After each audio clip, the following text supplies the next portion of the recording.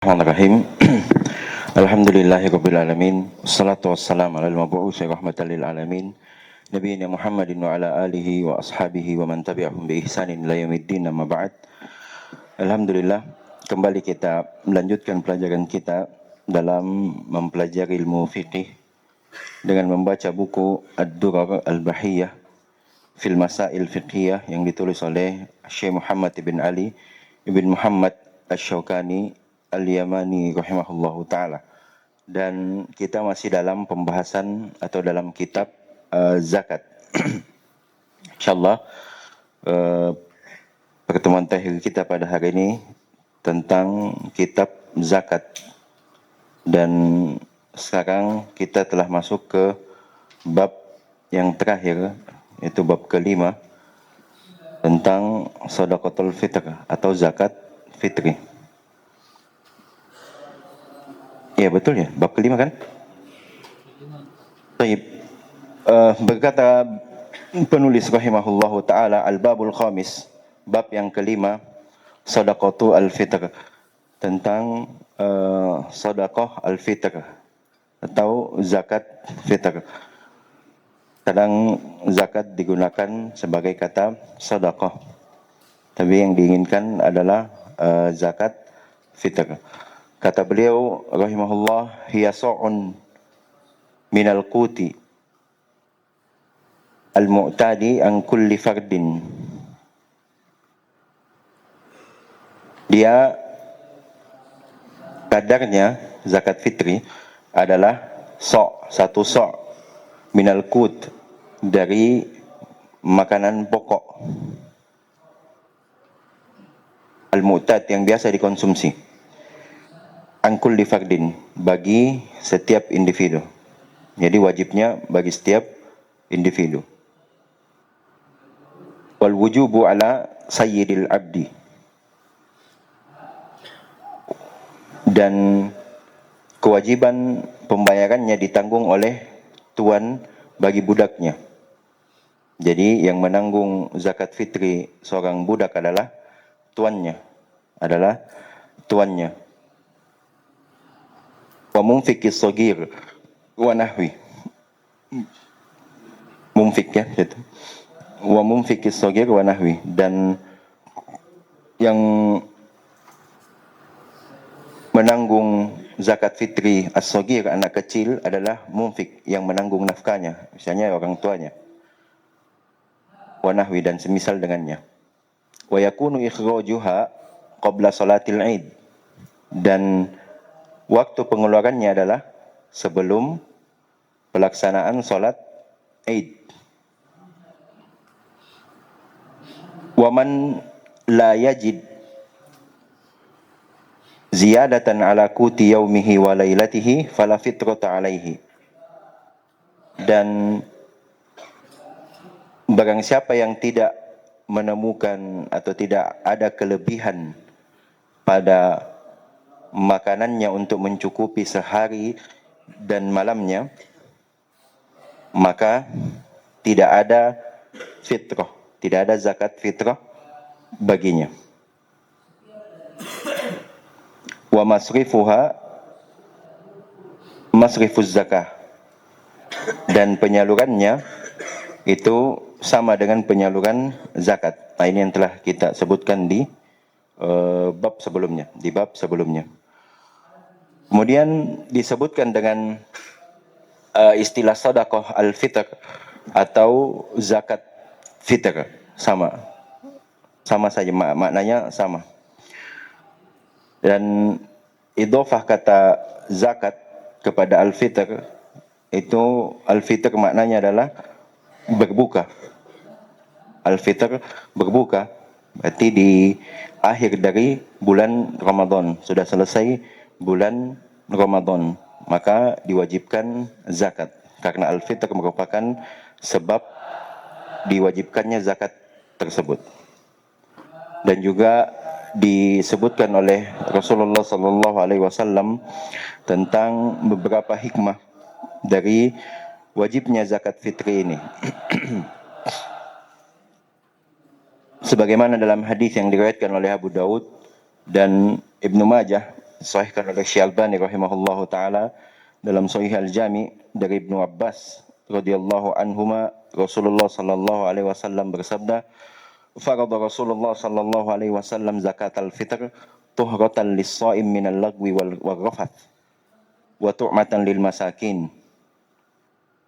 Rasulullah sallallahu alaihi wasallam telah mewajibkan zakat fitri untuk penyuci, tuhratan lis-shaim, untuk penyuci bagi orang yang berpuasa, minal lagwi, dari perbuatan sia-sia, dan rafath, ucapan keji atau kata-kata kotor, dan juga tu'matan lil masakin, dan juga sebagai makanan bagi orang-orang miskin. Ini di antara hikmah dari diwajibkannya zakat fitri.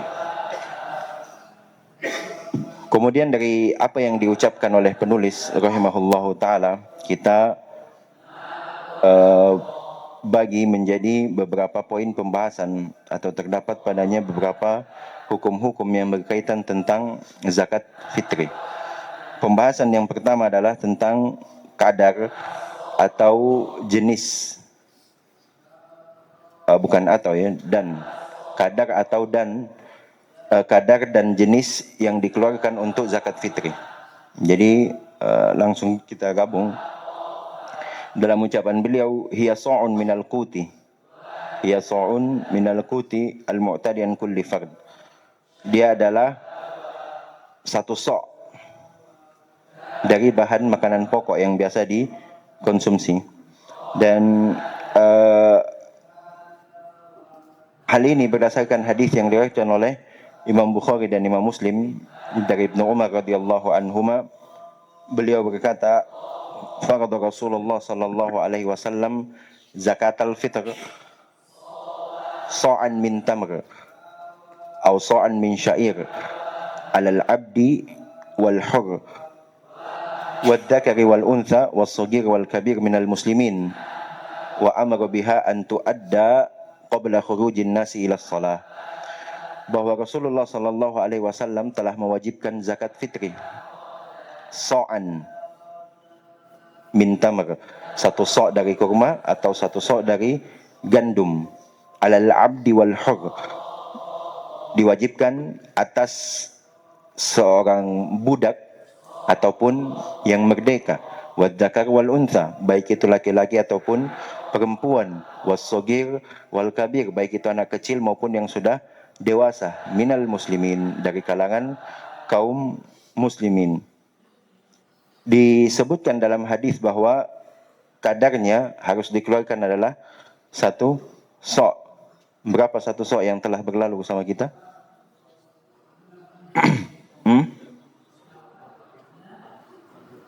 2,40 apa? Ya. Beda itu 2,40 kg dengan 2,04 kg atau 2 kilo 40 gram. Beda-beda itu? Hah? Ya terserah yang mana mau enaknya. 2,04 kilogram atau 2 kilo 40 gram. Bebas, intinya itu 2 kilo 40 gram. Sebagaimana yang ditetapkan oleh atau yang dipilih oleh Syekh Ibnu Utsaimin rahimahullahu taala. Nah itu sama, hitungan satu sok di pembahasan kita sebelumnya sama di sini. Sama di sini. Di mana kita bahas itu satu sok kemarin? Apa? Tentang di mana? Zakat pertanian. Di pembahasan apanya? Nisab. Telah kita sebutkan di pembahasan nisab. Taib. Kemudian itu kadarnya sebanyak satu sok atau setara dengan 2,40 gram. 2 kilo 40 gram. Kemudian dalam hadis yang kita bacakan tadi, so'an min tamr atau so'an min syair, kurma, satu sok dari kurma atau satu sok dari syair. Karena inilah dua makanan yang termasuk makanan pokok pada waktu itu di Madinah. Dan tentu kita katakan bahwa ini tidak terbatas, bahwa yang harus dikeluarkan dari zakat fitri adalah kurma atau gandum, tidak terbatas. Tiada lain penyebutannya itu karena merupakan ya keduanya itu adalah makanan pokok dari penduduk Madinah saat itu. Sehingga para ulama rahimahumullah mengatakan bahwa jenis makanan yang wajib dikeluarkan untuk zakat fitri adalah dari jenis makanan pokok, dari jenis makanan pokok. Juga sebenarnya di sana ada hadis yang lain dari riwayat Imam Bukhari juga dari Abu Sa'id Al-Khudri radhiyallahu taala anhu, beliau berkata, "Kunna nakhruju fi ahdin Nabi sallallahu alaihi wasallam yaumal fitr sa'an min ta'am." Ini lebih lebih jelas lagi mengatakan bahwasanya yang dikeluarkan adalah min ta'am.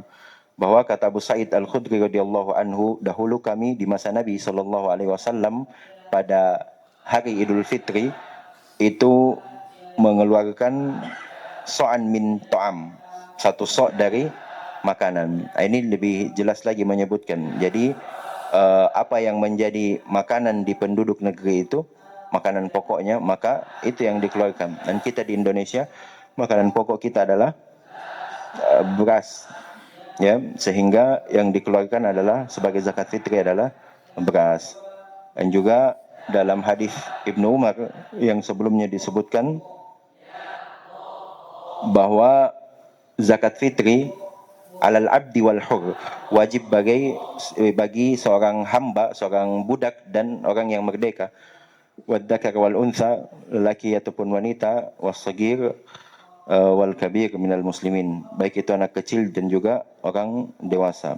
Jadi kalau ada seorang anak yang dilahirkan katakanlah sehari sebelum Idul Fitri, kemudian orang tuanya memiliki makanan cukup untuk sehari lebih, ada kelebihan dari makanannya sehari dan semalamnya, maka anak itu pun wajib padanya zakat fitri dan yang menanggung adalah orang tuanya. Itu pembahasan selanjutnya. Wal wujubu 'alal sayyidil 'abd wa munfiqis shaghir wa nahwihi. Ini pembahasan kita yang kedua, pihak yang menanggung zakat fitri. Kata beliau, kewajibannya ditanggung oleh tuan, ala sayyid, alal abdi, bagi budaknya. Wa munfiqis shaghir wa nahwihi, dan oleh yang menafkahi, yang menanggung nafkah anak kecil dan yang semisal dengannya. Ini berdasarkan hadis yang diriwayatkan oleh Imam Muslim dari Abu Hurairah radhiyallahu anhu, Rasulullah sallallahu alaihi wasallam bersabda, "Laisa fil 'abdi shadaqah illa shadaqatul fitr." Tidak ada kewajiban zakat pada diri seorang budak kecuali zakat fitri. Karena seorang budak wajib zakat pada dirinya. Sementara kita ketahui bahwa budak tidak memiliki apa-apa. Apa yang dia miliki pun milik tuannya pada hakikatnya. Maka dalam hal ini yang menanggung zakatnya ketika ia dibebani zakat adalah tuannya. Ibnul Munzir rahimahullah dalam Al-Ijma' menukil kesepakatan ulama. Al-Ijma' buku beliau menukil kesepakatan ulama bahwa yang menanggung zakat fitri seorang budak adalah tuannya. Demikian juga zakat fitri bagi anak kecil. Anak kecil kan ya biasanya kita tahu tidak memiliki apa-apa. Mereka tidak memiliki apa-apa. Maka yang wajib menunaikannya adalah orang tuanya, munfik, orang yang menafkahinya, orang yang wajib nafkah atasnya. Dan sama hal ini juga dinukil ijma' kesepakatan ulama oleh Ibnul Munzir rahimahullahu taala dengan ucapan beliau bahwasanya telah disepakati para ulama telah bersepakat bahwa zakat fitri ini wajib ditunaikan oleh seseorang apabila ia mampu membayarkan untuk dirinya sendiri serta untuk anak-anaknya yang masih kecil yang tidak memiliki harta, karena mereka diberi tanggungan oleh Allah Subhanahu wa taala sebagaimana disebutkan dalam hadis tadi, wajib juga bagi mereka. Sementara mereka tidak punya apa-apa, berarti yang menanggung adalah munfik, orang tuanya atau orang yang menafkahinya. Selanjutnya kata beliau, wa yakunu ikhrajuha qabla salatil Id. Berarti kita berbicara tentang poin ketiga, yaitu waktu pengeluaran zakat fitri. Kata beliau, waktunya adalah sebelum salat Id. Sebelum salat Id. Dan perlu diketahui bahwa para ulama rahimahumullahu taala membagi waktu mengeluarkan zakat fitri ini menjadi 3 waktu. Pertama, waktu boleh, kedua, waktu wajib, dan ketiga, al-waqt al-afdaliyah, waktu terbaiknya. Waktu terbaiknya. Waktu bolehnya ialah sehari atau 2 hari sebelum Id. Sehari atau 2 hari sebelum hari Id. Atau kita katakan ya pada tanggal 28 Ramadan itu sudah bisa mengeluarkan zakat fitrah. Ini waktu boleh. Ini waktu bolehnya. Dan ini berdasarkan hadis atau asar dari Ibnu Umar radhiyallahu anhuma yang diriwayatkan oleh Imam Bukhari. Kata beliau, annahu kana yu'tiha alladina yaqbalunaha wa kanu yu'tuna qabla al-fitr biyaumin aw yaumain. Bahwasanya Ibnu Umar menyerahkan zakat fitri, menyalurkan zakat fitrinya kepada orang-orang yang menerimanya. Dan kanu, mereka para sahabat, yu'tuna, menyalurkan zakat fitri yaitu sebelum qoblal fitr, sebelum Idul Fitri, biyaumin au yaumain, sehari atau 2 hari sebelum Idul Fitri. Nah ini disebutkan bahwasanya waktu bolehnya, berarti sudah boleh mengeluarkan sehari atau 2 hari sebelum hari Idul Fitri. Waktu yang kedua adalah waktu wajibnya. Waktu wajibnya ialah tatkala telah nampak hilal Syawal. Tatkala telah nampak hilal Syawal, atau dengan kata lain saat terbenamnya matahari pada akhir Ramadan.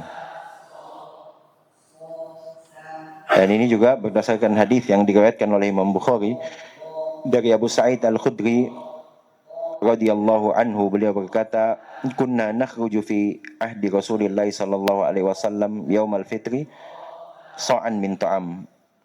Hadis yang telah kita bacakan juga sebelumnya terkait jenis yang dikeluarkan dari zakat fitri. Bahwa kata Abu Sa'id Al-Khudri, dahulu kami mengeluarkan zakat pada masa Rasulullah sallallahu alaihi wasallam pada hari raya Idul Fitri sebanyak 1 sa' makanan. Dalam hadis ini menunjukkan bahwa zakat fitri wajib ditunaikan bertepatan dengan terbenamnya matahari pada hari terakhir bulan Ramadan. Karena dalam hadis tersebut yang kita bacakan barusan terdapat idhofah, penyandaran kata yaum al-fitr, penyandaran kata hari kepada kata al-fitr. Dan diketahui bahwasanya awal hari dalam penanggalan Hijriah itu kapan? Saat terbenamnya matahari. Saat terbenamnya matahari untuk awal hari dalam penanggalan Hijriah, sehingga dikatakan bahwa waktu wajib untuk mengeluarkan zakat fitri adalah tatkala telah nampak hilal Syawal. Ini waktu yang kedua. Waktu yang ketiga adalah waktu yang terbaiknya ialah sebelum solat Id. Nah, ini yang disebutkan oleh penulis rahimahullahu taala bahwa wa yakunu ikhrajuha qabla salatil Id. Ini yang beliau sebutkan, yaitu waktu terbaiknya. Dan ini berdasarkan hadis yang diriwayatkan oleh Imam Bukhari dan Imam Muslim dari Ibnu Umar radhiyallahu anhuma. Beliau berkata, anna Nabiy sallallahu alaihi wasallam amara bi zakatil fitr qabla khurujin nasi ila shalah. Bahwasanya Nabi sallallahu alaihi wasallam memerintahkan untuk mengeluarkan zakat fitri sebelum manusia keluar menuju lapangan untuk melaksanakan solat Id. Jadi ini waktu yang paling terbaiknya, waktu terbaiknya sebelum orang-orang keluar dari dari rumahnya menuju lapangan solat Id. Dan dari sini juga perlu dipahami bahwa mereka atau panitia-panitia yang mengumpulkan zakat kaum muslimin yang tentu telah mendapat izin dari pemerintah, seharusnya memperhatikan hal-hal yang seperti ini. Kalau bisa mereka menyalurkan di waktu afdaliyah ini, maka itu yang paling bagusnya. Jadi mereka salurkan sebelum orang melaksanakan atau manusia keluar menuju lapangan untuk melaksanakan solat Id. Selanjutnya kata beliau, wa man la yajid ziyadatan ala quti yaumihi wa lailatihi fala fitrata alaihi. Poin yang keempat tentang kriteria wajib zakat fitri. Kapan zakat fitri diwajibkan kepada seseorang? Maka kata beliau, bagi siapa yang tidak memiliki kelebihan atas kebutuhan makan sehari dan semalamnya, maka tidak ada kewajiban zakat fitri baginya. Jadi dari ucapan beliau ini dipahami bahwa seseorang wajib zakat fitri atasnya jika ia memiliki kelebihan makanan atas kebutuhannya untuk sehari dan semalam. Jadi untuk 24 jam, untuk sehari dan semalam. Tetapi dalam hal ini bukan menjadi tolak ukur bahwa hanya sekedar makanan saja. Nih, kalau tidak ada makanan di rumah, berarti tidak wajib zakat fitri. Sementara hartanya di rekening dan di lain-lain sebagainya itu sangat banyak. Bahkan bisa melebihi untuk makanan sehari dan malamnya, atau sebulan dan bulan berikutnya pun bisa lebih. Ya. Jadi kalau dalam seperti hal ini atau dalam kasus seperti ini, maka ia tetap wajib zakat padanya. Walaupun tidak ada makanan di rumahnya. Tapi dia memiliki harta yang cukup untuk kriteria tersebut.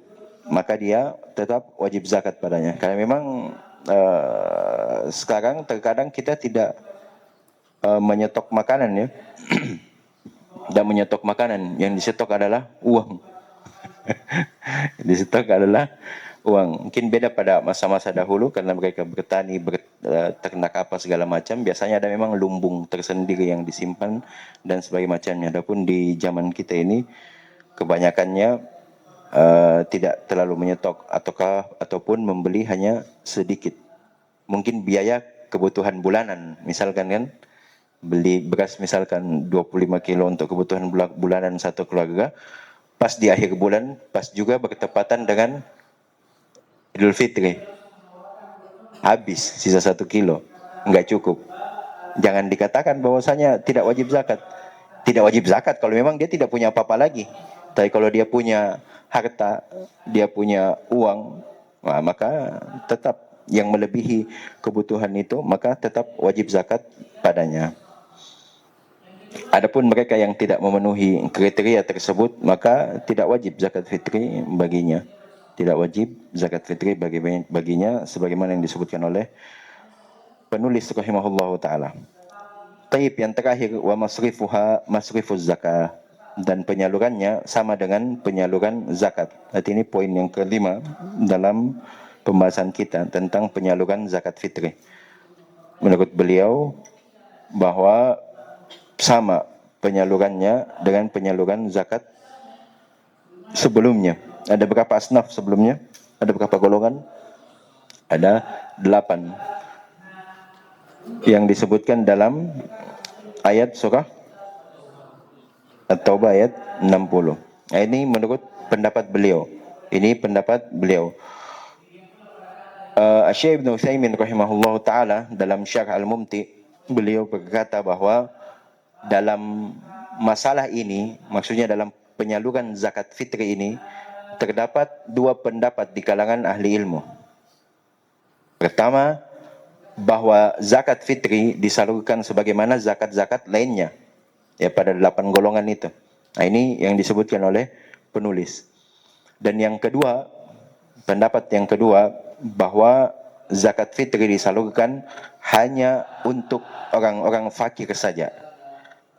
Dan ini pendapat yang benarnya. Juga hadisnya telah saya sebutkan tadi di pembahasan-pembahasan kita sebelumnya. Ada yang ingat?